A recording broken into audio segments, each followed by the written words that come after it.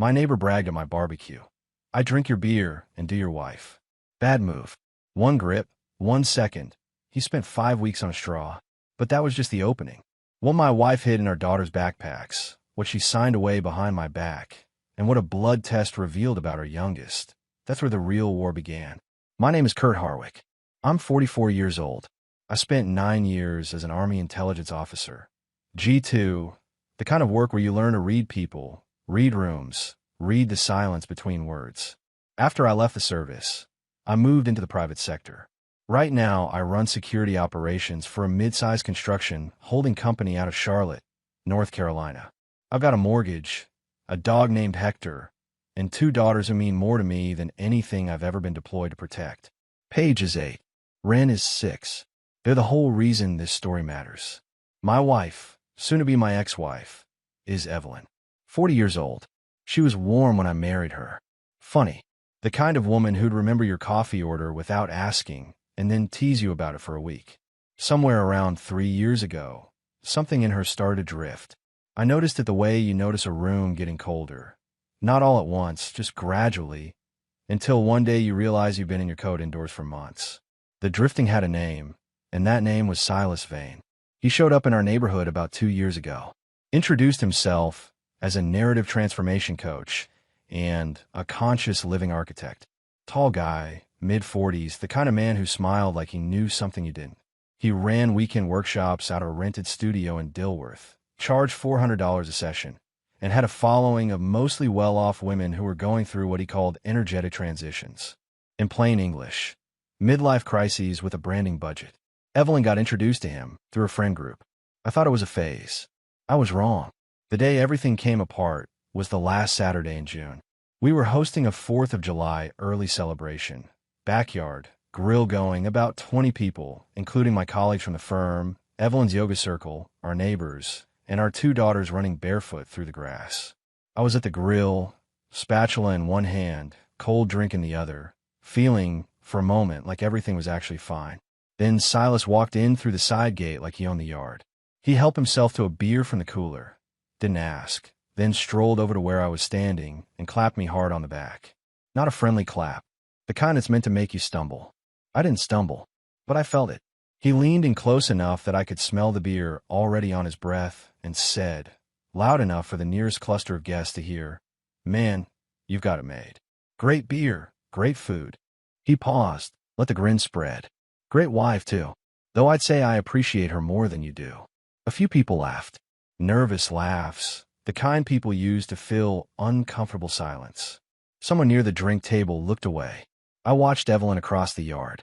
She had a glass of rose in her hand, and she stood completely still, looking at the fence line, like she was studying something in the distance. She said nothing.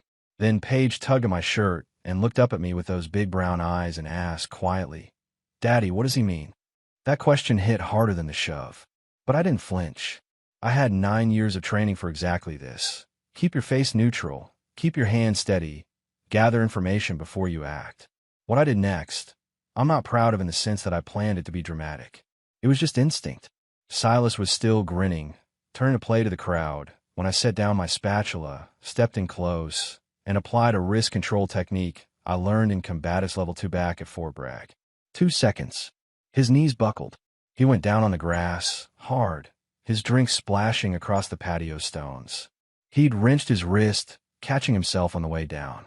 Later I found out he'd fractured it in 2 places. He spent the next 5 weeks drinking everything through a straw. The yard went completely silent. I picked up my spatula, turned back to the grill, and said calmly, "Food's almost ready." No one laughed after that. Later that night, after everyone had gone home and the girls were asleep, I sat on the back porch alone. Hector lay at my feet. The string of lights above the table swayed in a light breeze. I stared at the swing set and thought about Paige's question. I thought about Evelyn's silence. And I decided, whatever was coming next, I wasn't going to react. I was going to respond. There's a difference. One loses. The other wins. I went inside, poured the rest of my drink down the drain, and pulled out my laptop. The work had already begun. The morning after the barbecue, I woke up before 5. Evelyn was still asleep. I stood in the kitchen, made coffee, and watched the backyard through the sliding glass door while Hector circled my feet. The swing set was damp with dew. The patio chairs were still pulled out at odd angles from the night before. I hadn't touched a thing. I wanted to look at it a little longer. Sometimes the evidence is in the arrangement. I'd spent 9 years reading human behavior for the Army. I knew what it looked like when someone was hiding something. The micro shifts, the half answers, the way a person's eyes go flat when they're performing calm instead of feeling it. I'd watched Evelyn do all of those things for months. I just hadn't let myself name it. Now I was naming it. The problems hadn't started with Silas. I need to be honest about that. They'd started about 2.5 years ago, quietly, the way structural damage starts, invisible until something collapses. Evelyn had joined a women's wellness group. At first it was Saturday morning hikes and shared dinner recipes.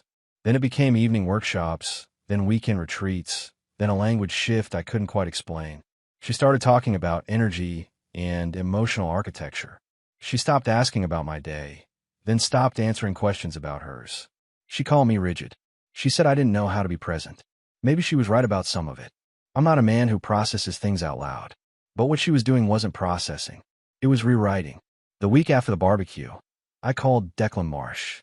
Declan and I had served together at Fort Huachuca. Both intelligence, different specialties, same instinct for reading broken systems. He'd left the Army 2 years before me and gone into private digital forensics. He was the best I knew at building an evidence trail that would hold up under pressure. I met him at a coffee shop in South Charlotte. He looked the same as always, unhurried, watchful, the kind of man who never sat with his back to a door. "Tell me what you have," he said, sliding a small notebook across the table. I told him everything. The workshops, the late evenings, the voice message I'd found on Evelyn's iPad 3 months back. Silas, smooth and certain, saying she was wasting her potential on a man who'd already decided who she was. Declan listened without interrupting. "Digital footprint?" he asked when I finished. "I have access to shared devices," I told him. "Joint cloud account, shared home network." He nodded slowly. "Then we start there. Legally. No shortcuts. You want this to hold in court, everything has to be clean." That was exactly what I needed to hear. Over the next 10 days, Declan helped me set up a secure monitoring system across all shared household devices. Keyword alerts, timestamp logs, everything stored on a private encrypted cloud under a shell name. Every conversation Silas and Evelyn had near a phone, a tablet, or our smart home speaker went into the record. Within 72 hours, I had the first piece I needed. Evelyn and Silas, on a video call, discussing our daughters. Not warmly. Silas told her that Paige was absorbing the father's suppressive energy patterns, and that she needed to be redirected toward a healthier emotional model. He said it the way a consultant describes a project deliverable. Clinical. Detached. My 8-year-old daughter was a project to him. I sat at my desk at 11 at night and read the transcript 3 times. Then I opened a separate browser window and began researching family law attorneys in Mecklenburg County. That same week, I got an unexpected call from our financial advisor, Greg Toll. He'd flagged something during a routine account review. The beneficiary on my $800,000 life insurance policy had been changed 4 months ago. The new beneficiary was listed as a nonprofit called the Vein Clarity Foundation. I had never heard of it. I had never signed anything. Declan ran it in 20 minutes. The foundation was registered in Delaware, opened 14 months ago. The registered agent was a name neither of us recognized, but the mailing address matched the studio in Dilworth where Silas ran his workshops.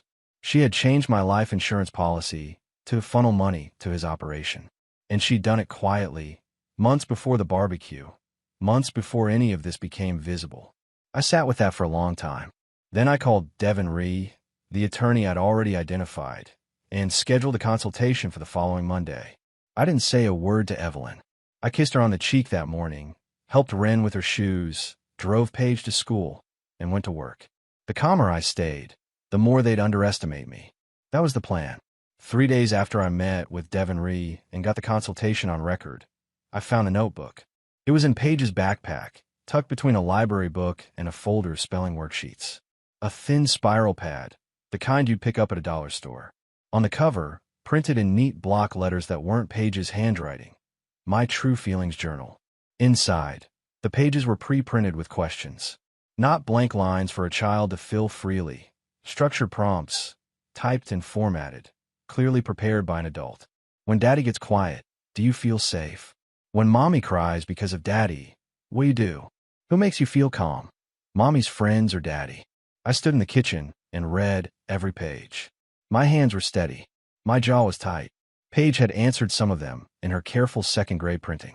Under who makes you feel calm, she'd written, Daddy. He doesn't yell.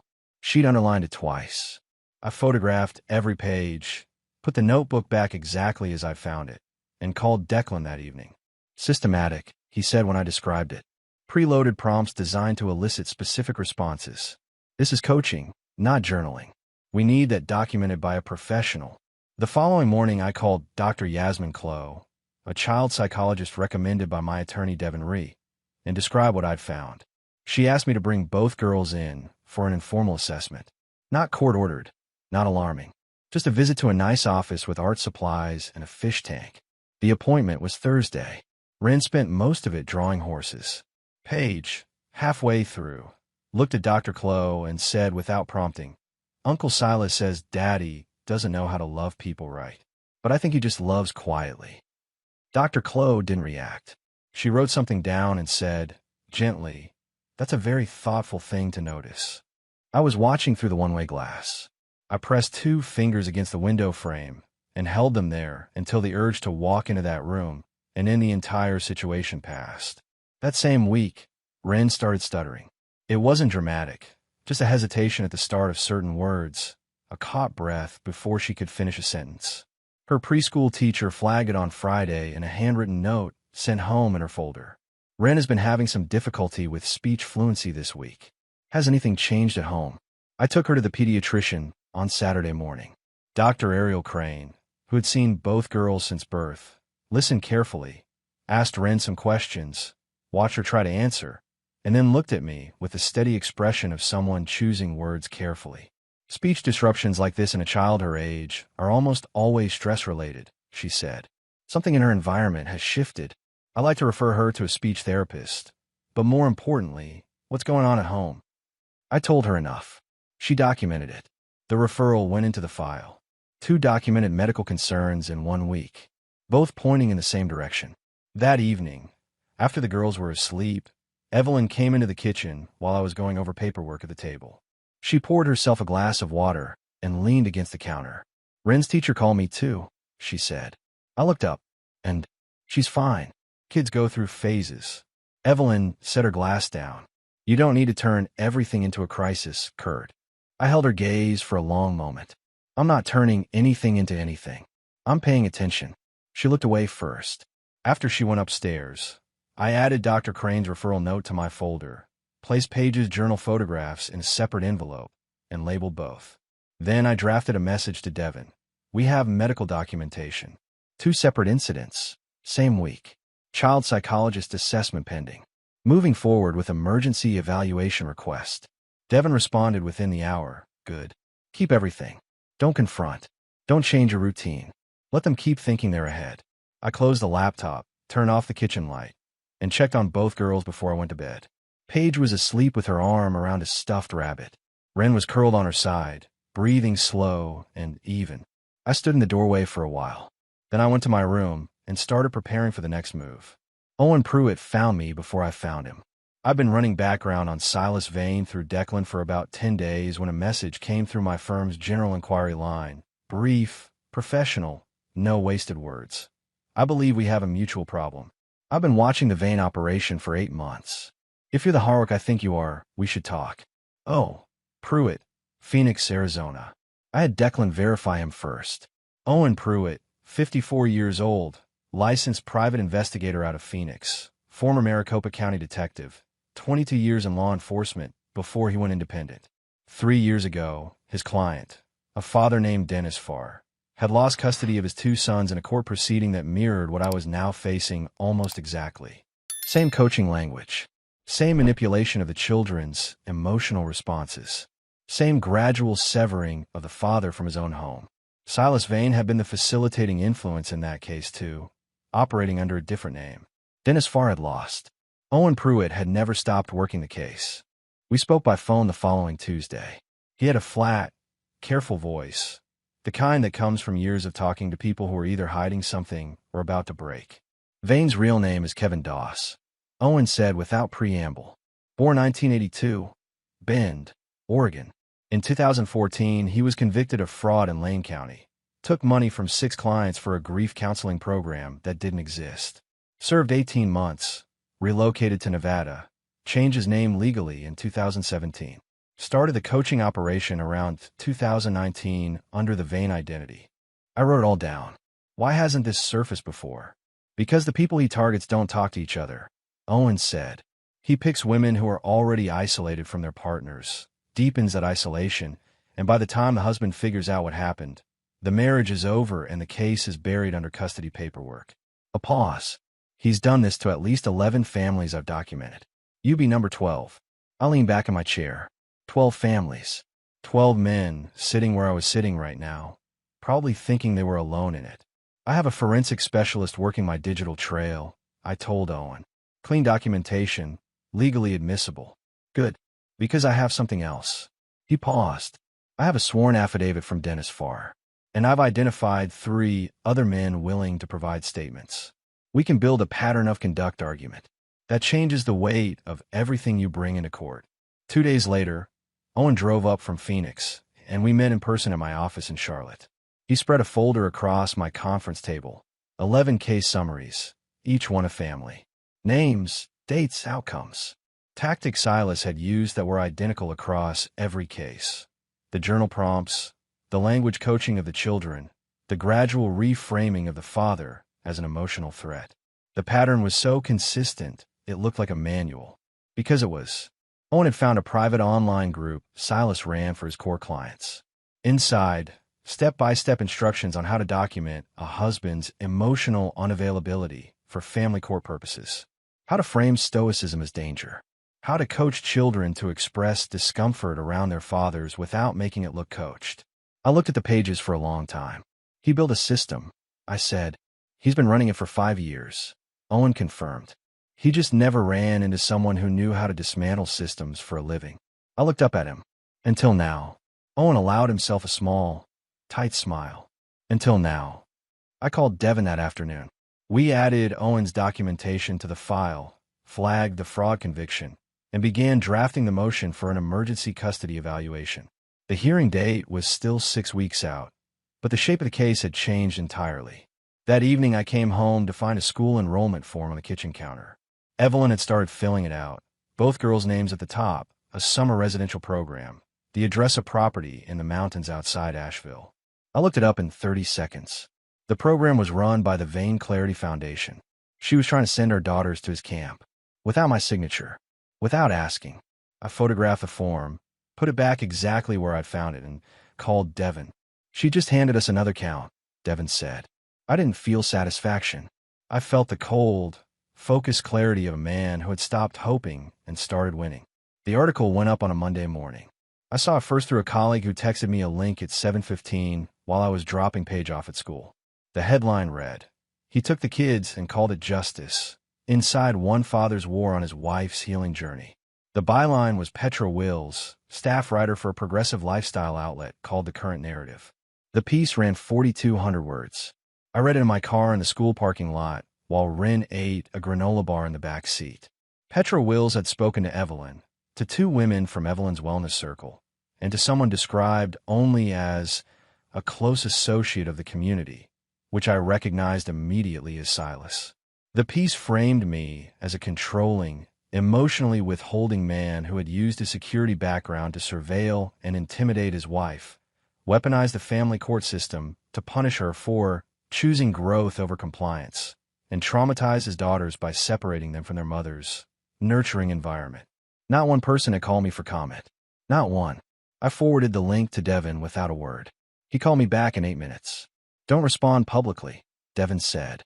"Don't post. Don't comment. Don't send her an email. Nothing." I wasn't planning to. I told him. "Good. Let's sit. We'll handle it a different way." The different way arrived 4 days later, through Owen Pruitt. He'd been monitoring Silas's network since our meeting, and he'd made contact with a woman named Clara Voss, a former client of Silas's from his time operating as Kevin Doss in Nevada. Clara had her own story, her own documents, her own family court records showing the same pattern. She'd been trying to find a platform for 2 years and getting nowhere. Owen connected Clara directly to Petra Wills.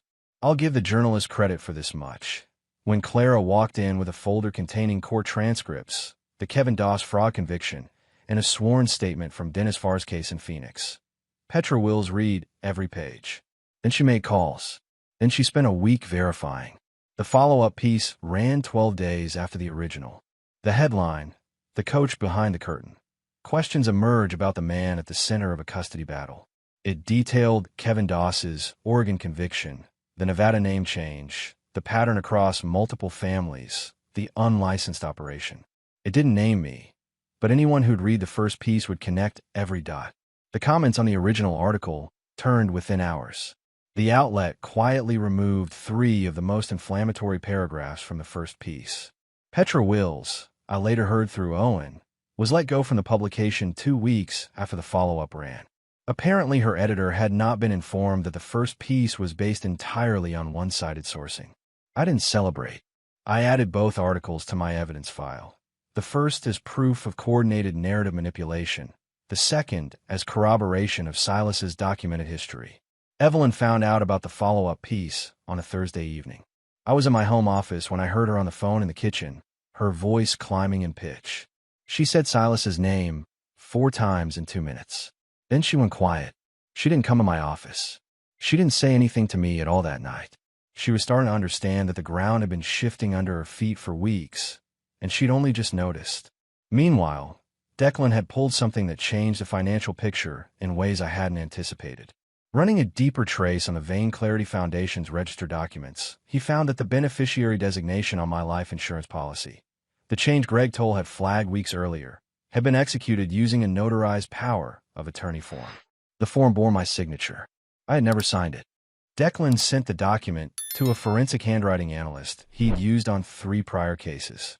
The analyst's preliminary assessment came back in 72 hours. The signature showed inconsistencies in pen pressure and letter spacing inconsistent with my verified signature samples. His professional opinion: it was a forgery.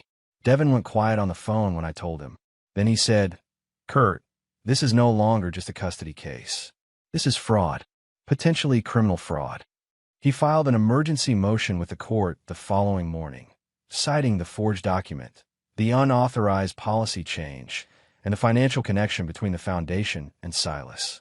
He also contacted the insurance company's fraud division directly. The motion got the court's attention fast.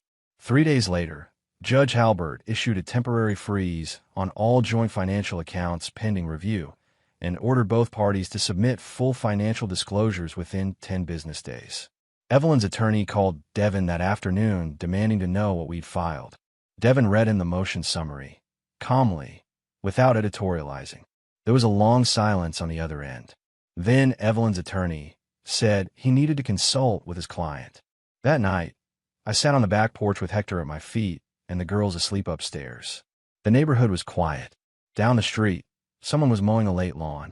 The string lights above the table swayed in a light breeze. I thought about the man I'd been 6 weeks ago, standing at that grill, telling myself the problems weren't as bad as they felt. I wasn't that man anymore. And the case wasn't a case anymore. It was an avalanche, and I hadn't pushed it. I just stopped standing in its way. The call came on a Wednesday afternoon, while I was in a site security review at the firm. Dr. Ariel Crane's office number appeared on my phone. I stepped into the hallway and answered on the second ring. "Mr. Harwick," she said, "I need you to come in as soon as you can. It's about Wren's blood work from last week's physical." Wren had been due for her 6-year well-child visit. Routine, height, weight, vaccinations, standard panel. Dr. Crane had drawn blood as part of the workup. I hadn't thought twice about it. I was at the office 20 minutes later. Dr. Crane closed the door before she sat down, which told me something before she said a word. "Wren's blood type is AB negative," she said carefully. "Based on what I have on file for you, O positive. That combination is not genetically possible with you as the biological father." I sat with that for a moment. The room didn't spin. My chest didn't cave. It was more like a piece of a puzzle I hadn't realized was missing suddenly dropped onto the table. And the picture it completed was one I'd been looking at for a long time, without quite seeing. How certain is this? I asked. Blood typing alone isn't a DNA test, Dr. Crane said. But in this case, the incompatibility is absolute. I'd recommend a formal paternity test to confirm, but the blood results are unambiguous. I thanked her. I drove home. I sat in my driveway for 11 minutes. Ren was 6 years old. She called me Daddy. She brought me drawings of horses and asked me to check for monsters under her bed, and fell asleep on my shoulder during long car rides. She was mine, in every way that word meant anything real. But Evelyn had been lying to me for at least 7 years. Before Silas. Before the wellness retreats. Before the language shift and the distance and the staged Instagram photos. This wasn't a woman who drifted. This was a woman who had been living a constructed version of our marriage for the better part of a decade. I called Devin that evening and told him. He was quiet for 3 seconds. Then, this reframes everything. It's not a pattern of recent deception. It's a pattern of sustained deception across the entire marriage. That matters enormously for the custody argument and for the financial fraud case.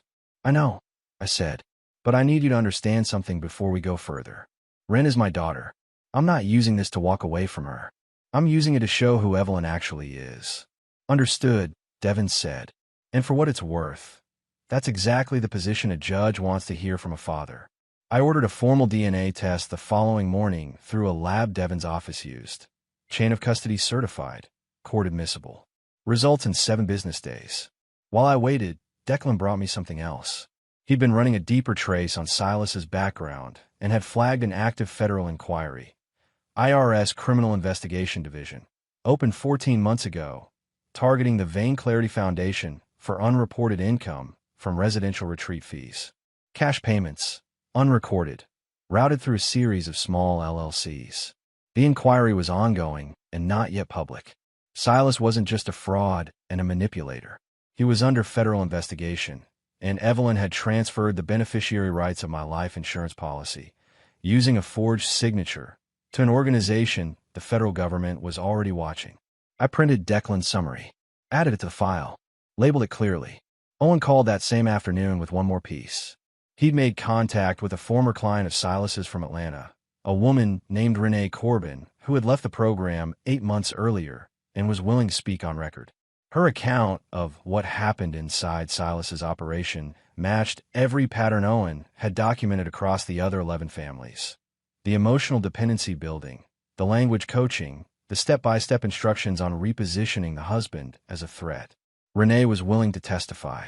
I called Devin and told him we now had a federal investigation, a forensic handwriting analysis confirming signature forgery, a DNA result pending, and a witness ready to testify about the systematic nature of Silas's operation. Devin was quiet for a moment. Then he said, in the measured tone of a man who very rarely allowed himself satisfaction, "Kurt, I've been doing this for 23 years. Walk me through those again." I did. "All right," he said when I finished. "We're not just winning this case. We're ending his operation." The DNA results came back on a Friday morning. I was at my desk when the secure lab portal sent the notification.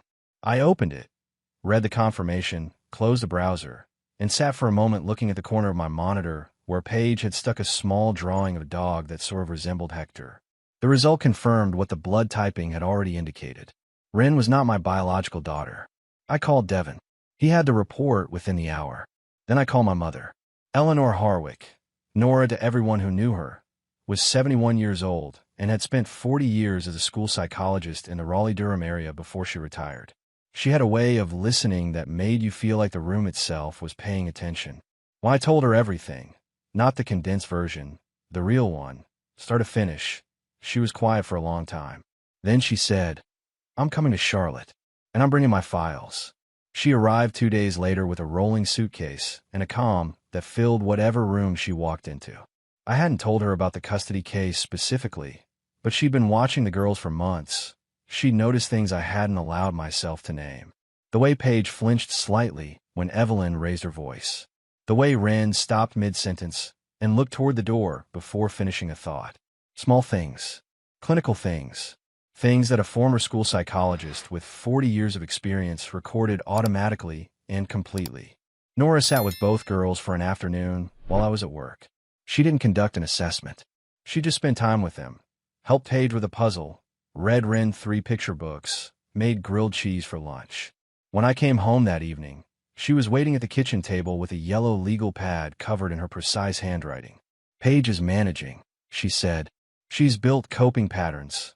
She's trying to take care of Ren, which is too much weight for an 8-year-old. Ren is struggling more than she shows. The stuttering is stress-related and will improve with consistency, but she needs the source removed. She tapped her notepad. I'll testify to all of this.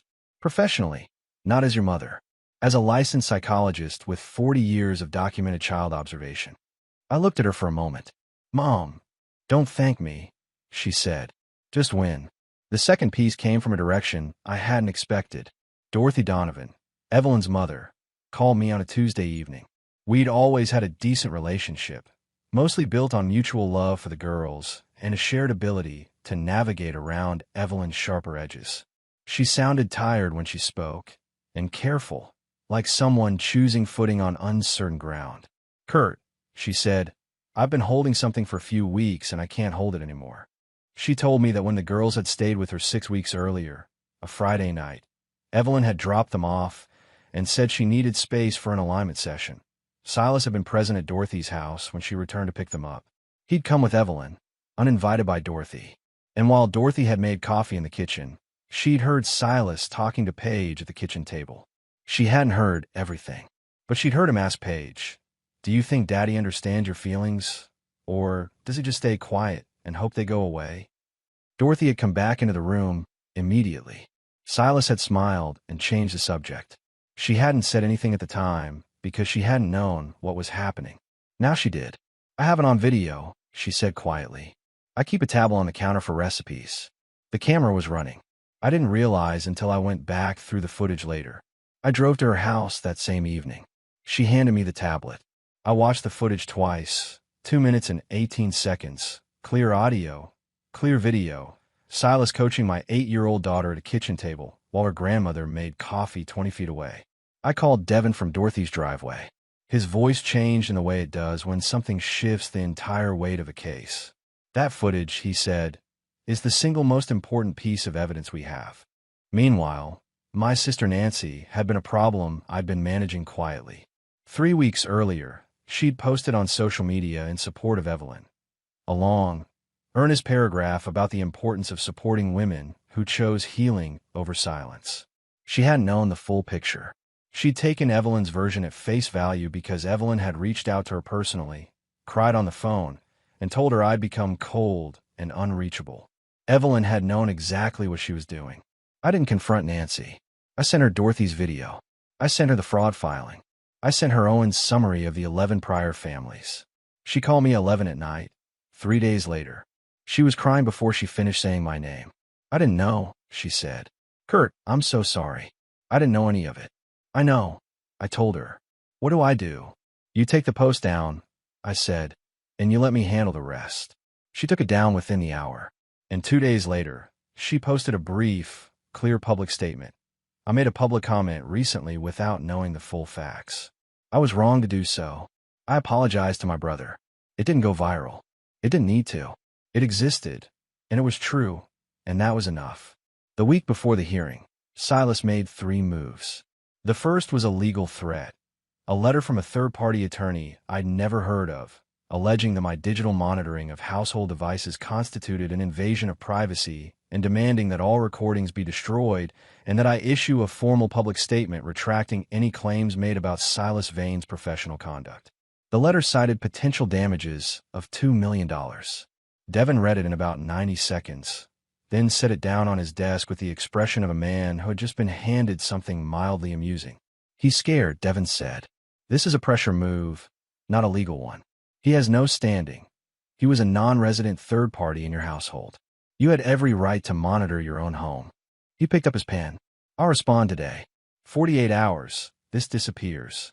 Devin's response was 2 pages of precise, documented rebuttals. The threat evaporated in 36 hours. The second move was more personal. Evelyn filed a report with Charlotte-Mecklenburg police claiming I had made threatening statements to her during a phone call 2 weeks earlier. The call she cited had been about the girls' school pickup schedule, completely routine, and completely recorded. I sent the audio to Devin within the hour. He submitted it to the court the same day. The investigating officer reviewed it, noted the absence of any threatening content, and closed the report the following morning. The third move came on a Tuesday, 4 days before the hearing. I came home from work to find Evelyn in the kitchen with a document in her hand. She held it out and said, flatly, "Your lawyer needs to see this." It was a report from a psychologist named Dr. Warren Gill, not Dr. Clough, not anyone I'd heard of, claiming that I displayed symptoms consistent with unresolved authoritarian trauma response syndrome, and that my professional background created a documented risk profile for coercive domestic behavior. I read it, standing at the kitchen counter.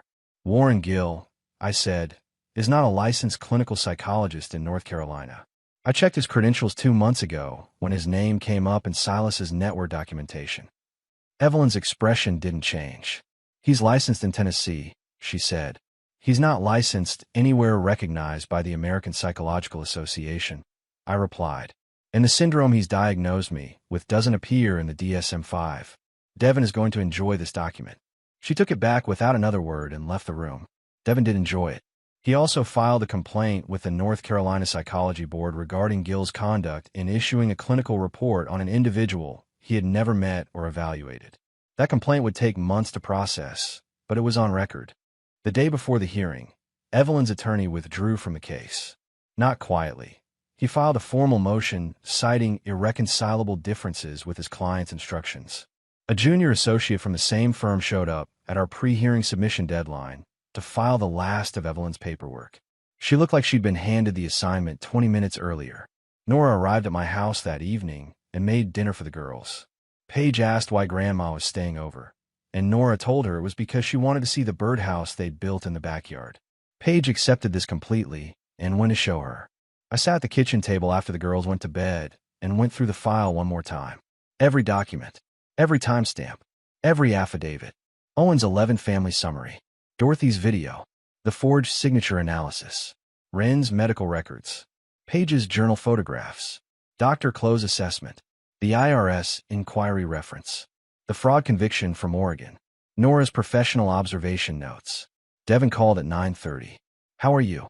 "Ready," I said. "You've been ready for weeks," he replied. "Tomorrow you just show up." I put the file away, turned off the kitchen light, and looked out the back window at the dark yard where the swing set stood against the tree line. Wren had named the left swing the fast one and the right one the quiet one. She always chose the quiet one. Tomorrow I was going to make sure she still could. Courtroom 5C was smaller than I expected for the weight of what was being decided inside it. Judge Cynthia Halbert was already at the bench when we entered.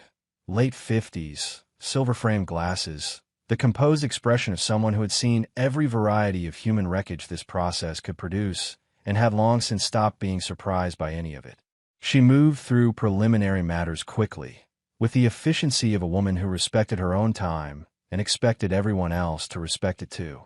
Devin opened for our side with a methodical precision I'd spent weeks watching him prepare. He didn't dramatize. He sequenced. The monitoring log showing systematic coaching of both children. The journal prompts. Wren's speech therapy referral. The footage from Dorothy's tablet, which he played once, in full, without commentary. The courtroom was very quiet during those 2 minutes and 18 seconds. Evelyn's junior attorney objected twice. Judge Halbert overruled both times without looking up from her notes. Devin then introduced Owen Pruitt as an expert witness. Owen took the stand with the unhurried authority of a man who had spent 30 years in rooms where being wrong had real consequences. He walked through the 11 documented families, the Kevin Doss conviction, the pattern of conduct analysis. He was specific, calm, and completely unshakable when Evelyn's attorney attempted to challenge his methodology. Then Nora took the stand. My mother sat in that chair like she'd been doing her whole life, which in a sense she had. She identified herself, her credentials, her 40 years of documented child observation work. Then she described in precise clinical language what she had observed in Paige and Wren over 2 separate visits, the compensatory behaviors, the environmental monitoring, the specific stressors she'd identified. She cited developmental literature. She used the word coercive twice and defined it both times before anyone could challenge the definition. Evelyn's attorney attempted a cross-examination. Nora answered every question with the patient thoroughness of someone who had been deposed before and found it mildly interesting. When Evelyn took the stand, she held herself together better than I expected. But Judge Halbert had a way of asking follow-up questions that didn't allow for the soft edges Evelyn was used to working with. When Halbert asked her directly why she had changed the life insurance beneficiary without her husband's knowledge, Evelyn said she had relied on advice from a financial consultant. The Vain Clarity Foundation, Judge Halbert said, reading from a document, which is currently under federal tax inquiry and whose primary officer was convicted of fraud in Oregon in 2014 under the name Kevin Doss. Evelyn said nothing. "I see," said the judge. 2 hours later, Judge Halbert delivered her ruling. She was direct in the way that only people with real authority can afford to be. Full legal and physical custody to Kurt Harwick. Supervised visitation for Evelyn, pending psychological evaluation. Immediate freeze on all remaining joint assets, pending the fraud investigation. A formal referral to the Mecklenburg County District Attorney's Office regarding the forged signature on the insurance document. Silas Vane, Kevin Doss, was already gone. He'd quietly closed the Dilworth studio 2 weeks earlier, the day after the federal inquiry became public record. No forwarding address. Outside the courthouse, Devin shook my hand without theatrics. Owen Pruitt gave me a nod that meant more than most speeches. I picked up the girls from school that afternoon. Paige ran to me across the parking lot. Wren was right behind her, her small face breaking into the wide, uncomplicated smile she used to wear before all of this started. "Can we get ice cream?" Paige asked. "Absolutely," I said. We got ice cream. We went home. I pushed Wren on the quiet swing until she asked me to stop, and then she asked me to keep going, and I kept going. That night, after they were asleep, I sat on the back porch with Hector and a drink I didn't finish. The neighborhood was completely quiet. The swing set was still in the dark. I'd won, but winning felt less like a victory and more like solid ground. The kind you don't appreciate until you've spent months standing on something that kept shifting. I was done shifting. For months past, the Mecklenburg County DA's office opened a formal investigation into the forged insurance document. Evelyn cooperated partially. She maintained she hadn't known the signature was forged, that Silas had handled the paperwork, and she trusted him. Whether that was true or a legal strategy, I genuinely didn't know. Devin said it didn't matter much for our purposes. The civil finding was already on record. Silas, Kevin Doss, surfaced briefly in an online forum under yet another name, offering remote clarity sessions at $300 an hour. Owen Pruitt flagged it within 48 hours and forwarded it to the IRS Criminal Investigation Division. After that, the profile disappeared. Owen told me he'd keep watching. I believed him. The insurance policy was restored to its original beneficiary status through the fraud remediation process. The Vain Clarity Foundation's assets were frozen pending the federal inquiry. Devin handled both without requiring much from me beyond signatures. Evelyn completed her first psychological evaluation in mid-October. The evaluator's report was measured. She was not deemed a danger to the children, but recommended continued therapy before unsupervised visitation could be considered. Evelyn had found a therapist on her own before the court required it. Devin noted that quietly, without making it mean more than it meant. She'd moved out of the house the week after the ruling. I heard through Devin that she was renting a single room in a shared house on the east side of Charlotte. Bare walls, a folding table, a mattress on the floor. Everything she'd spent 14 years building, reduced to what fit in the back of a borrowed car. I didn't feel satisfaction about that. I just noted the way you note the final consequence of a long series of choices. Her first supervised visit with the girls was at a neutral facility in early November. Paige came home and said it'd been okay. Wren said Mom had brought her a stuffed animal, and they'd colored together. Neither girl asked questions I wasn't ready for. Kids are often more adaptable than adults give them credit for, when the adults around them stop making the instability the children's problem to manage. Wren's stutter resolved almost completely by September. Her speech therapist, Dr. Nair, told me at their final session that she was, in her professional opinion, a remarkably resilient child. I thanked her and didn't say that resilience in a 6-year-old shouldn't have to be earned this way. Paige built a birdhouse at an after-school woodworking club. She painted it green and yellow and asked me to hang in the backyard near the swing set. I did. 3 weeks later, a pair of wrens moved in. She pointed it out to me on a Saturday morning like it was the funniest and most satisfying thing that had ever happened. Maybe it was. Nancy came to visit in December, the first time she'd been to Charlotte in over a year. She brought gifts for both girls and spent an afternoon helping Paige with a model she'd been building. Before she left, she hugged me at the front door and said, "I should have asked more questions." "You know now," I told her. "That's what matters."